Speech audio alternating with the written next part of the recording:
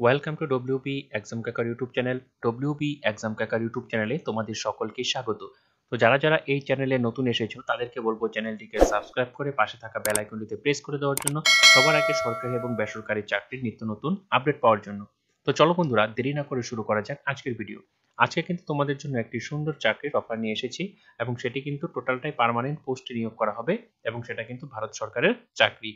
তো কি সেই ডিটেলস আমরা এ টু জেড দেখে নেব। তার আগে বলবো যারা যারা এখনো চ্যানেলটি সাবস্ক্রাইব করেনি তারা অবশ্যই চ্যানেলটিকে সাবস্ক্রাইব করে পাশে থাকা বেল আইকনটিতে প্রেস করে দিবে। তো এই মুহূর্তে তোমরা দেখতে পাচ্ছ আমরা রয়েছি আইসিএমআর এর যে অফিসিয়াল ওয়েবসাইট রয়েছে সেই অফিসিয়াল ওয়েবসাইটে।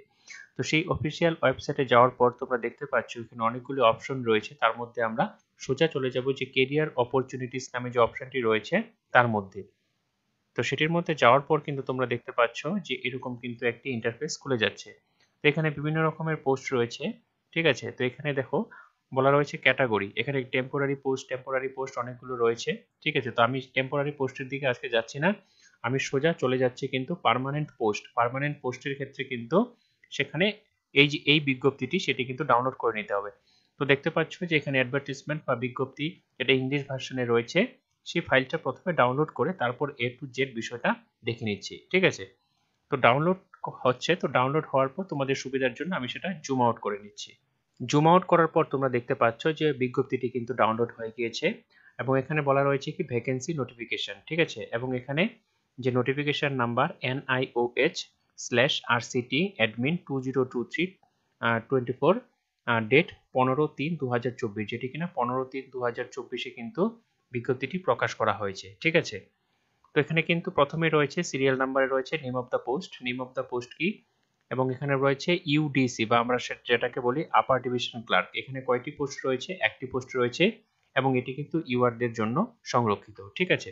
তো এখানে বেতন কাঠামো কি রয়েছে? বেতন কাঠামো রয়েছে পে লেভেল 4 22,500 টাকা থেকে 81,100 টাকা। তো এখানে বেতনটাও কিন্তু খুব ভালো মাপের বেতন রয়েছে, ঠিক আছে। তারপরে চলে আসি এখানে লোয়ার ডিভিশন ক্লার্কের ক্ষেত্রে কি বলা রয়েছে? এখানে 4টি পোস্ট রয়েছে এবং 3টি ইউআরদের জন্য এবং একটি কিন্তু ওবিসিদের জন্য কিন্তু সংরক্ষিত রয়েছে। এবং এখানে কিন্তু লেভেল 2 এর বেতন রয়েছে, লেভেল 2 এর বেতনে রয়েছে 19,900 থেকে 63,200 টাকা, ঠিক আছে। তারপরে দেখো বিষয়টি টোটাল এ টু জেড আমরা দেখে নিচ্ছি। তো দেখো এখানে কি বলা রয়েছে, vacancy shows are tentative many increase or decrease, মানে কি এখানে কি ভ্যাকেন্সি তোমাদের প্লাসও হতে পারে আবার ভ্যাকেন্সি তোমাদের মাইনাসও হতে পারে। তো এবং এখানে একটি কথা বলে রাখছি, ভ্যাকেন্সি কিন্তু মাইনাস হওয়ার সম্ভাবনা খুবই কম, যদি হয় তাহলে কিন্তু সেখানে প্লাসই হবে। For complete details regarding educational qualification, experience, age, terms and conditions, please visit our website www.nioh.org or www.icmr.nic.in এ, ঠিক আছে। তো এখানে নোটিফিকেশনের শেষে যে এই বিষয়গুলো নিয়ে আলোচনা করব, কোয়ালিফিকেশন কি রয়েছে, experience, age, terms and condition কি রয়েছে, ঠিক আছে। দেখো তারপরে এখানে বলা রয়েছে কি the online portal application shall be start from, মানে 20/3/2024, ঠিক আছে। এই যে ওয়েবসাইটটা রয়েছে সেই ওয়েবসাইটের মাধ্যমে, এবং সেটা কি যে the last date of submission of application forms 18/4/2024, ঠিক আছে। কিন্তু এই ডেটটা কিন্তু এক্সটেন্ড করা হয়েছে, সেটার অফিসিয়াল নোটিফিকেশন আমি তোমাদের দেখিয়ে দিব। তো চলো ডিটেলসে কি রয়েছে, এই বয়স কত, যোগ্যতা কত, টোটালটাই দেখে নিচ্ছি, ঠিক আছে। তো দেখো এখানে তোমরা দেখতে পাচ্ছ ডিটেলস ভ্যাকেন্সি নোটিফিকেশন, কি দেখতে পাচ্ছ? ডিটেলস ভ্যাকেন্সি নোটিফিকেশন, ঠিক আছে। দেখো এখানে কি বলা রয়েছে, সিরিয়াল নাম্বার, পোস্ট কোড রয়েছে ইউডিসি, যেটাকে বলা হয় আপার ডিভিশন ক্লার্ক, ঠিক আছে। Name of the post upper division clerk. এখানে পে স্কেল কত রয়েছে? পে লেভেল 4 এর বেতন যেটা রয়েছে 25,500 টাকা থেকে 81,100 টাকা। এবং এখানে পোস্ট কয়টি রয়েছে? পোস্ট রয়েছে একটি এবং ইউআরদের জন্য, ঠিক আছে। তো দেখো এখানে এসেনশিয়াল কোয়ালিফিকেশন কি চাওয়া হয়েছে, দেখো এখানে degree of recognized university or equivalent, ঠিক আছে। এবং এখানে কি, মানে এখানে গ্রাজুয়েট ডিগ্রি হলেই কিন্তু তোমরা কিন্তু আবেদন করতে পারবে, ঠিক আছে। তারপর এখানে টাইপিং স্পিড, এখানে তোমাদের যেহেতু ক্লার্কের বিষয়টা, তাহলে এখানে কিন্তু তোমাদের 35 ইংলিশ এবং 30 হিন্দিতে কিন্তু তোমাদের টাইপিং করতে হবে, ঠিক আছে। মানে এখানে কিন্তু 35 যেটা ইংলিশের ক্ষেত্রে এবং 30 যেটা রয়েছে সেটা কিন্তু হিন্দির ক্ষেত্রে কিন্তু তোমাদের টাইপিং করতে হবে, ঠিক আছে। তারপর দেখো এজ লিমিটটা কি, এজ লিমিট রয়েছে বিটুইন 18, মানে বিটুইন 18 টু 27 ইয়ার্স, মানে এখানে সর্বনিম্ন হতে হবে 18 বছর এবং এখানে সর্বোচ্চ হতে হবে 27 বছর। কিন্তু যেহেতু এখানে শুধুমাত্র ইউআরদের ক্ষেত্রে, তো এখানে কিন্তু এসসি এসটি ওবিসিদের ছাড় হয়, সেটা কিন্তু এখানে হবে না। ঠিক আছে, তারপরে চলে আসি যে পোস্ট কোড, এখানে এলডিসি লোয়ার ডিভিশন ক্লার্ক। ঠিক আছে, তো এখানে বেতন কি রয়েছে, এখানে বেতন রয়েছে লেভেল 2 এর বেতন, এবং এখানে কিন্তু 19,900 টাকা থেকে 63,200 টাকা কিন্তু বেতন হবে। তো এখানে কিন্তু তোমরা শুরুতেই জয়েনিং এর ক্ষেত্রে প্রায় তোমরা 30-32 এর মতো কিন্তু তোমরা বেতন পাবে, এবং সেটা কি ধীরে ধীরে কিন্তু বাড়তে থাকবে।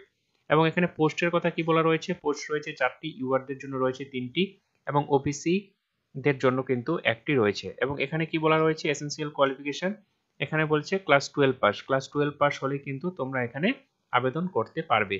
এবং এখানে টাইপিং যে স্পিড রয়েছে সেটাও কিন্তু আগের মতোই 35 ইংলিশের ক্ষেত্রে, এবং হিন্দির ক্ষেত্রে কিন্তু 30 বলা রয়েছে। ঠিক আছে, তারপর এখানে এজ লিমিট কত রয়েছে, এবং এজ লিমিট রয়েছে বিটুইন 18 টু 27, মানে এখানে মিনিমাম হলো 18 বছর এবং ম্যাক্সিমাম হলো 27 বছর। এবং এখানে কিন্তু এসসি ওবিসি, এবং এখানে কিন্তু এসসি এসটি এবং ওবিসিদের যে ছাড় হয় সেটা কিন্তু কার্যকরী হবে।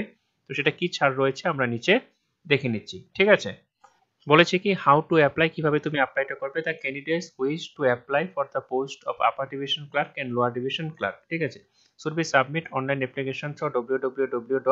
যেখানে ওয়েবসাইটটি রয়েছে NIOH recruitment org. No other mode of submission of shall be entered, মানে কি অন্য কোনো ওয়েবসাইটের মাধ্যমে কিন্তু হবে না। দেখো, application shall be mode through online mode only latest by 18/4/2024, এখানে 18/4/2024 সেটা কিন্তু এক্সটেন্ড করা হয়েছে। এবং এখানে কি বলা রয়েছে যে এই যে ফান্ডটা দিতে হবে নন রিফান্ডেবল, এখানে কিন্তু 1000 টাকা, মানে অ্যাপ্লিকেশন করার জন্য কিন্তু 1000 টাকা তোমাদের কিন্তু দিতে হবে। এবং এসসি এসটি পার্সন এবং পিডব্লিউ দের ক্ষেত্রে কিন্তু শুধুমাত্র 500 টাকা। তো এক্ষেত্রে কিন্তু অ্যাপ্লিকেশন ফি যেটা সেটা কিন্তু প্রায় অনেকটাই বেশি, তাই ভেবেচিন্তে অ্যাপ্লাইটি করবে।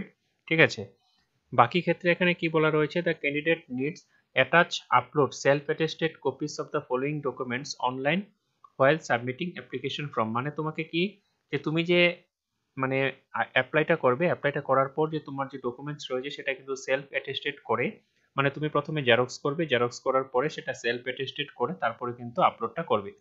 তারপরে এখানে বলা রয়েছে proof of date of birth, সেখানে তোমরা কিন্তু ডেট অফ বার্থ হিসাবে তোমরা বার্থ সার্টিফিকেট বা স্কুলের যে মাধ্যমিকের এডমিট কার্ড রয়েছে সেটাও কিন্তু তোমরা সাবমিট করতে পারো। পাশাপাশি কিন্তু তোমরা আধার কার্ড বা ভোটার আই কার্ডের মধ্যে যে ডেট অফ বার্থ রয়েছে সেটাও কিন্তু দিতে পারো।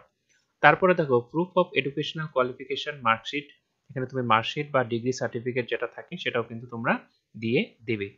তারপরে দেখো প্রুফ অফ ওয়ার্ক এক্সপিরিয়েন্স, যদি তোমাদের ওয়ার্ক এক্সপিরিয়েন্স থাকে তাহলে কিন্তু সেটাও দিয়ে দিবে, কারণ ওয়ার্ক এক্সপিরিয়েন্স থাকলে কিন্তু বাড়তি সুযোগটা পাওয়া যায়।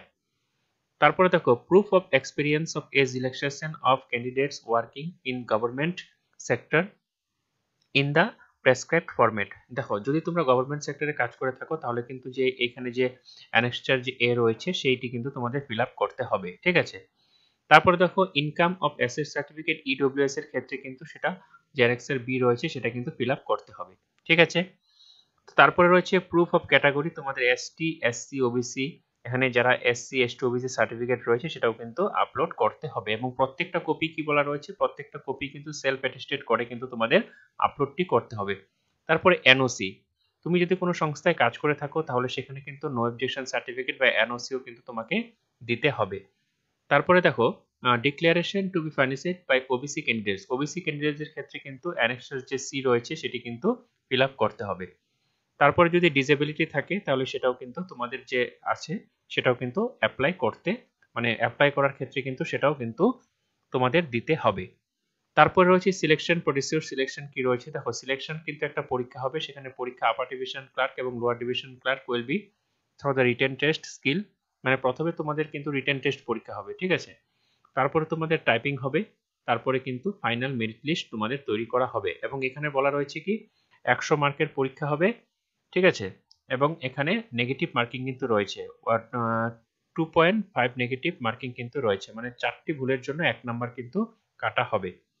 ঠিক আছে, written test will be conducted আহমেদাবাদে হবে এবং গান্ধীনগরেই হবে কিন্তু। ঠিক আছে, আহমেদাবাদ এবং গান্ধীনগরে কিন্তু তোমাদের পরীক্ষাটি হবে। Syllabus of written test shall be published separately. ঠিক আছে, এটা কিন্তু অবশ্যই পাবলিশ করা হবে, তো অবশ্যই আমার চ্যানেলটিকে সাবস্ক্রাইব করে রাখো, যখন সেটা পাবলিশ করা হবে আমি তোমাদের সবার আগে জানিয়ে দিব। ঠিক আছে, তারপরে যেটা রয়েছে এজ লিমিট, ঠিক আছে, এজ লিমিটটা কিন্তু 18/4/2024 অনুযায়ী ধরা হবে, ঠিক আছে। তারপরে চলে আসি যেটা এসসি এসটি ওবিসিদের ক্ষেত্রে, এসসি এসটি ওবিসিদের ক্ষেত্রে কিন্তু ছাড় রয়েছে, সেটা কিন্তু এসসি এসটিদের ক্ষেত্রে কিন্তু 5 বছর এবং ওবিসিদের ক্ষেত্রে কিন্তু সেটা 3 বছর, যে সরকারি নিয়ম আছে সেই সরকারি নিয়ম অনুযায়ী কিন্তু ছাড় রয়েছে, ঠিক আছে। দেখো তারপরে এই বিষয়গুলো আপাতত আর এখন দেখার দরকার নেই। তো কিভাবে তোমরা অ্যাপ্লাইটি করবে, ঠিক আছে, সেই অ্যাপ্লাইটি করার জন্য তোমরা অবশ্যই নিজেরাও করতে পারো, পাশাপাশি কিন্তু তোমরা কোনো ক্যাব সেন্টারে গিয়েও কিন্তু ফর্ম ফিল আপটি করতে পারো, ঠিক আছে। তো আমি সবাইকে একটাই সাজেস্ট করবো যে ফর্ম ফিল আপটি করার আগে আমি নিচে অফিসিয়াল লিঙ্ক দিয়ে রাখছি, অবশ্যই নোটিফিকেশনটি একবার ভালো করে পড়ে তারপর কিন্তু অ্যাপ্লাইটি করবে, ঠিক আছে। তো আমি সোজা এখন তারপরে চলে আসি যেটা ডেট এক্সটেন্ড করা হয়েছে সেই ডেট এক্সটেন্ড করার ব্যাপারে, ঠিক আছে। কারণ কিন্তু এখানে বারবার বলা রয়েছে 18/4/2024, তো এখানে ঘাবড়ানোর কোনো ব্যাপার নেই। এই মুহূর্তে আবার আমি চলে আসলাম অফিসিয়াল ওয়েবসাইটে, সেখানে তোমরা দেখতে পাচ্ছ যে লাস্ট ডেট এক্সটেন্ডেড, ঠিক আছে।